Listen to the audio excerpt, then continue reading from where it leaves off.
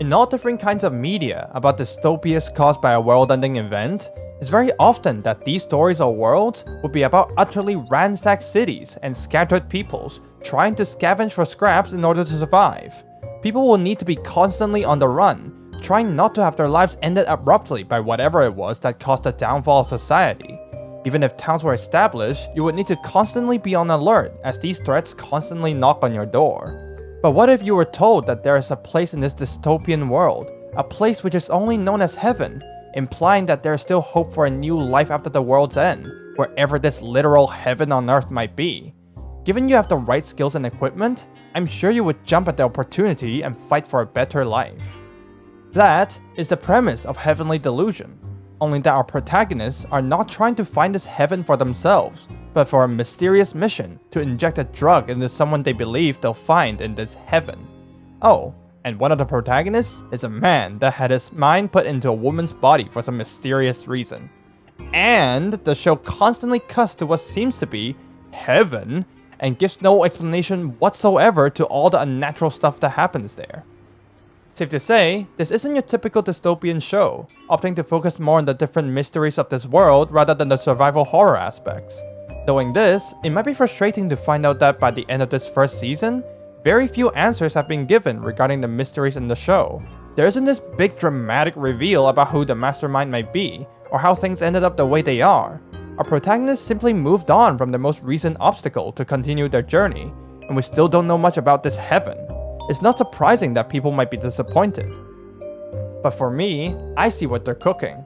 I understand that the mysteries in this show run far too deep to be revealed in a short 12-episode season. There's so much potential in this story, not just because of the world and mysteries they've established, but also because they have clearly shown that they are incredibly competent at writing a damn good plot.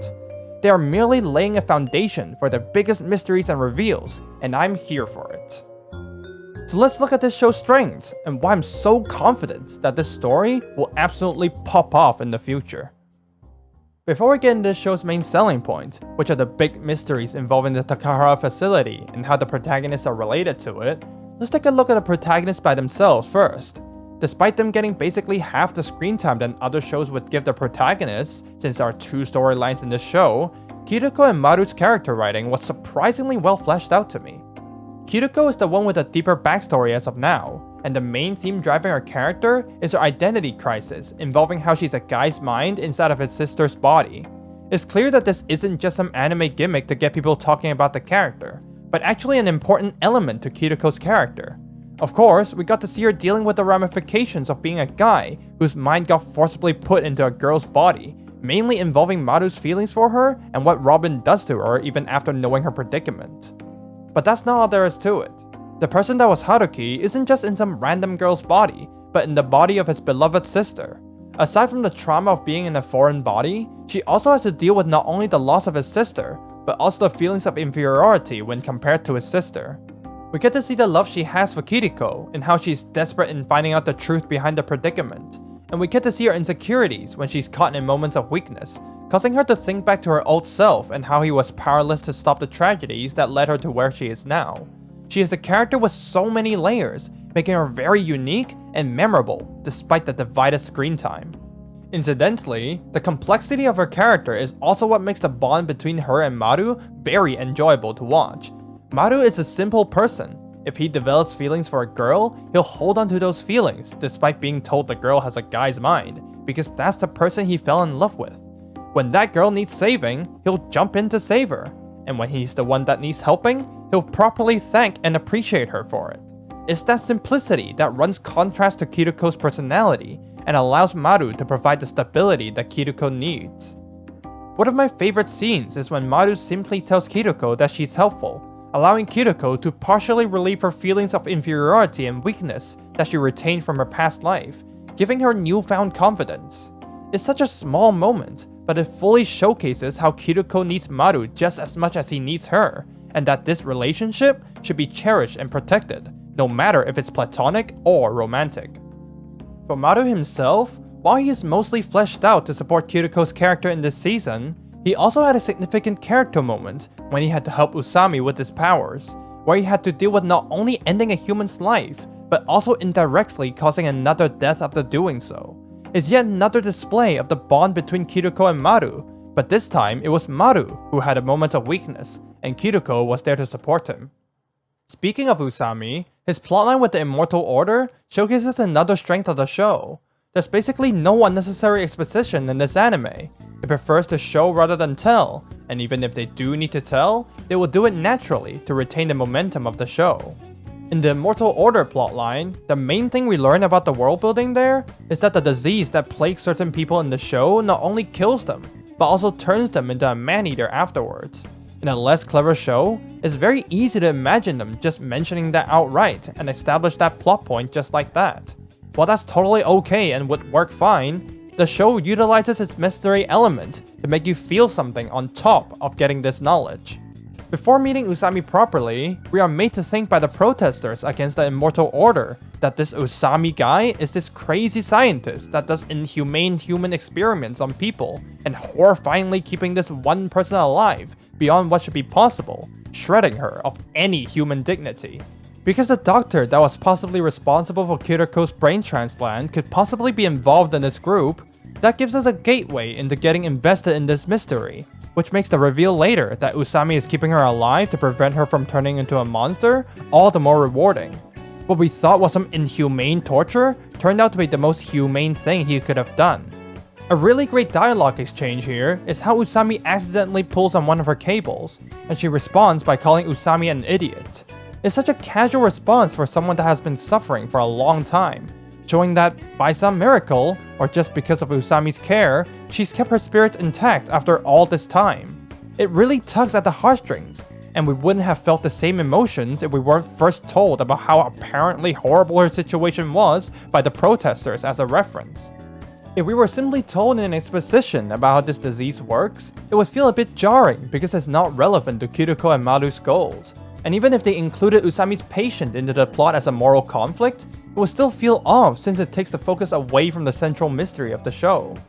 People who are invested in this show are here for the mystery, and so they made this disease into a separate mystery that's connected to the main mystery of Kiriko's doctor, fitting this plot point in the story much more organically in terms of tone, and making this revelation of the disease feel much more natural and emotionally significant than it might have been as an exposition dump.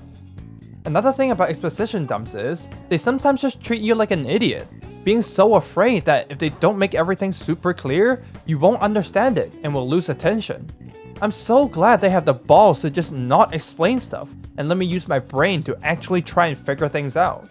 We definitely need more mystery anime like this where they just don't explain over half the plot and give you constant little clues for you to figure out yourself. And on the topic of mystery, the conversation would naturally lead to the whole plotline involving the Takahara facility. But honestly, I don't really have much to say about it, mainly because we still know very little about the facility and its inhabitants. What I will say though, is that because we know next to nothing about the place, it naturally creates a lot of intrigue every time they cut to the facility, as the audience would be dying to know how this complete separate plotline is relevant to the main story. It also gives you just enough info every time we are there to keep you on your toes and keep you wondering about this place, but not so much that it blows the entire mystery out the water. It's a very delicate balance to make, and I personally think they nailed it here. But that balance also applies to Kiriko and Maru's plotline. By doing the same thing and keeping things just ambiguous enough, it allows the audience to feel invested in every quote-unquote side quest the protagonists go on, because neither us nor the protagonists know for sure if these detours will actually get them closer to their goal. Even if it didn't contribute much to their objective of finding heaven in the end, each event still feels important because they are all possible leads to their mysterious end goal. If we knew for sure what they needed to do to reach the end, them stopping by the Tomato Heaven and the Immortal Order would feel like irrelevant distractions from the main goal.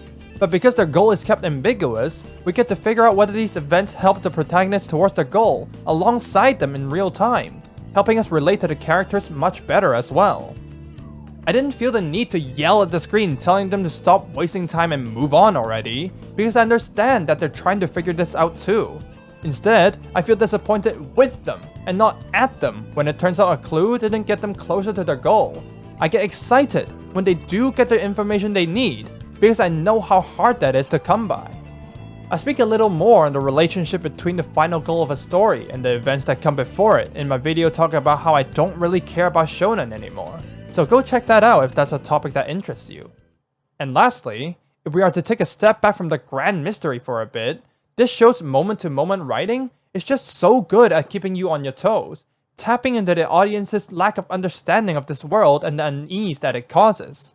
A great scene that illustrates that is the scene where Usami sits on the roof after the job is done. Maybe it's just me, but because the whole scene was so quiet the entire time, I was so scared that the violent protesters would find their way to Usami and murder him. Then, when I saw his gun, I was relieved that he had a way to protect himself. But then, of course, that happens. It makes sense in hindsight, but that genuinely shocked me at the time. Another moment is when they had the fake out ice attack, where both Kiriko and the audience think they've got the ice attack figured out because of a previous scene. But then Kiriko seemingly can't manage to outrun the attack and starts freezing to death.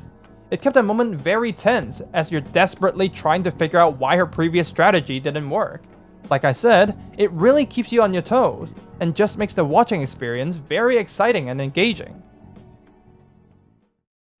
In short, this show is really freaking good.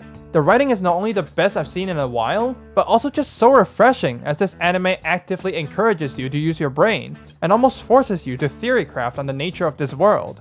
In fact, I'm planning to make a separate video just spitballing on the mysteries and theories I have about this curious post-apocalyptic world, so stay tuned if you're interested in that. But in any case, I think the quality of the writing and the mystery elements of the show more than makes up for the admittedly somewhat underwhelming nature of this season's ending.